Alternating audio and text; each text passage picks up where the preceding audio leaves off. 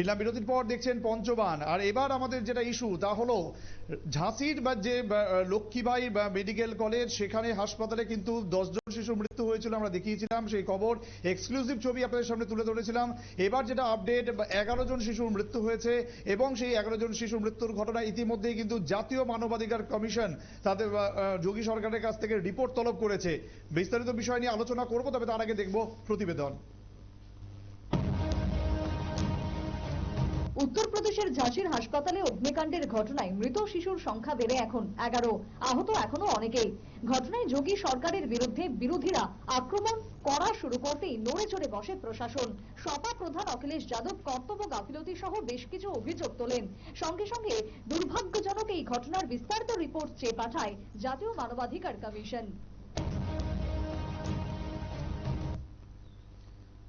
শুনতেই পেলেন কি হয়েছে, বিষয়টি নিয়ে আলোচনা করব। নিউজ রুমে আমাদের সঙ্গে রয়েছেন আমাদের সিনিয়র রিপোর্টার সম্রাট চৌধুরী রয়েছেন। সম্রাট, তোমার কাছে আসতে যাবো, জানতে চাইবো এই যে ঘটনাটি ঘটলো, মানে এই মুহূর্তের কি আপডেট রয়েছে তোমার কাছে? দেখো, আমরা গত শুক্রবার যে উত্তরপ্রদেশের ঝাঁসি মেডিকেল কলেজের যে একটি অত্যন্ত হৃদয় বিদারক একটি ঘটনা ঘটেছে। হাসপাতালের কেবিনের মধ্যে আগুন লেগে 11 জন শিশুর মৃত্যু হয়েছে, 16 জন এখন আহত রয়েছে। এই ঘটনাটাকে কিন্তু খুবই গুরুত্ব দিয়ে দেখছে কিন্তু আমাদের জাতীয় মানবাধিকার কমিশন। তারা কমিশন ইতিমধ্যে উত্তরপ্রদেশ সরকারকে নোটিশ করেছে যেন 1 সপ্তাহের মধ্যে এই যে অগ্নিকাণ্ড তার কারণ অনুসন্ধান করে তাদেরকে জানানোর জন্য। বিষয়টা হচ্ছে, এই ঘটনার পরপরই কিন্তু 2-3টি বিষয় একসঙ্গে এক সঙ্গে উঠে আসে। প্রথম দেখা হয় যে যারা কর্তব্যরত চিকিৎসক এবং নার্সরা রয়েছেন বা নিরাপত্তা কর্মীরা রয়েছেন তাদের কোনো গাফিলতি ছিল কিনা। দ্বিতীয় বিষয়টি ছিল যে অগ্নি নির্বাপক যে ব্যবস্থা, প্রত্যেক হাসপাতালে এখন অত্যাধুনিক অগ্নি নির্বাপক ব্যবস্থা থাকে এবং তুমি জানো যে ফায়ার অ্যালার্ম বললে একটা বিষয় রয়েছে। যতক্ষণে আগুন ছড়িয়ে গিয়েছিল ততক্ষণ কিন্তু ফায়ার অ্যালার্মটা বাজেনি। তো তার গুণমান নিয়ে একটা প্রশ্ন রয়েছে। পাশাপাশি আরেকটা প্রশ্ন রয়েছে যে হাসপাতালের যে অক্সিজেন সরবরাহ ব্যবস্থা চলছে তাতে হয়তো কোথাও গোলযোগ ছিল এবং একটা সারাইয়ের কাজ চলছিল। প্রাথমিক তদন্তে এই বিষয়টি উঠে এসেছে।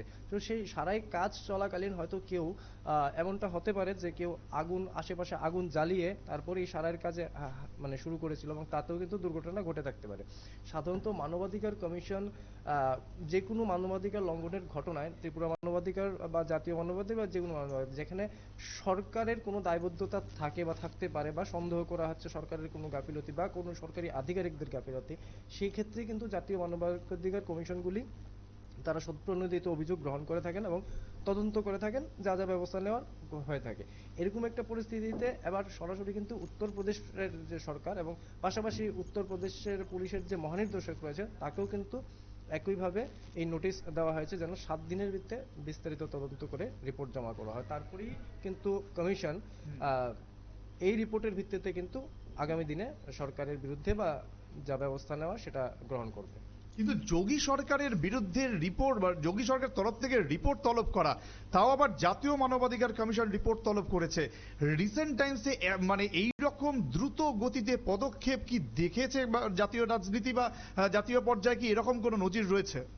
না দেখো, সাধারণত এই ধরনের মানবাধিকার সংক্রান্ত যে ঘটনাগুলি থাকে তাতে যে মানবাধিকার কমিশনের মতো যে স্বশাসিত সংস্থাগুলি আছে তারা আলাদা করে কিন্তু বিজেপি শাসিত রাজ্য বা অন্য বিরোধী শাসিত রাজ্য বলে বিচার করে না। তবে বর্তমান দেশের যে পরিস্থিতি, সেই পরিস্থিতিতে যেভাবে ধরো একটা বিরোধীদের বরাবরই অভিযোগ যে ইডি সিবিআই কে ব্যবহার করা হচ্ছে, এমনকি সুপ্রিম কোর্টকেও ব্যবহার করা হচ্ছে বলে অভিযোগ এসেছে, সেই জায়গায় মানবাধিকার কমিশনের বিরুদ্ধে বা এই ধরনের একটা প্রশ্ন ওঠা স্বাভাবিক যে উত্তরপ্রদেশ সরকারের বিরুদ্ধে কেন কমিশন কথা বলতে যাচ্ছে বা ব্যবস্থা নিতে যাচ্ছে। তবে ঘটনাটা খুবই হৃদয় বিদারক। এটা মানে এই ধরনের হাসপাতালের মধ্যে একসঙ্গে 11টি শিশুর মৃত্যু, যে 16 জন শিশু আহত হয়েছেন বা চিকিৎসাধীন রয়েছেন তাদেরও শারীরিক অবস্থা তেমন একটা কিন্তু নিরাপদ না। এই ধরনের ঘটনায় কিন্তু মানবাধিকার মানে এই ধরনের ঘটনায় তেমন একটা রাজনীতির বাছবিচার করা হয় না। তবে এটা স্বাভাবিক যে হ্যাঁ, উত্তরপ্রদেশের সরকারের বিরুদ্ধে মানবাধিকার কমিশনের একটা পদক্ষেপ। তবে এখনো কিন্তু সেরকম শাস্তিমূলক ব্যবস্থা নেওয়া হয়নি, রিপোর্ট তোলা করা হয়েছে। যদি দেখা যায় যে ঘটনাটি সাধারণ একটি দুর্ঘটনা থেকেই এরকমটা হয়েছে, তাহলে হয়তো ব্যবস্থা মানে কোনো ধরনের শাস্তিমূলক ব্যবস্থা নাও নেওয়া হতে পারে। বাকিটা কিন্তু এখন আমাদের অপেক্ষা করতে হবে কমিশন তার পদক্ষেপগুলি কিভাবে নিচ্ছেন? বেশ বেশ, অনেক ধন্যবাদ সম্রাট তোমাকে। অর্থাৎ সম্রাট যেটা বলছিল যে এখনো পর্যন্ত কিন্তু শাস্তি ঘোষণা করেন, রিপোর্ট তলব করা হয়েছে এবং রিপোর্ট না দেওয়া পর্যন্ত আমাদের কাছে পরবর্তী আপডেট আসা সম্ভব হচ্ছে না। সেই সমস্ত খবর আপনাদের সামনে তুলে ধরবো আরো একটা ছোট্ট বিরতির পর। সঙ্গে থাকুন।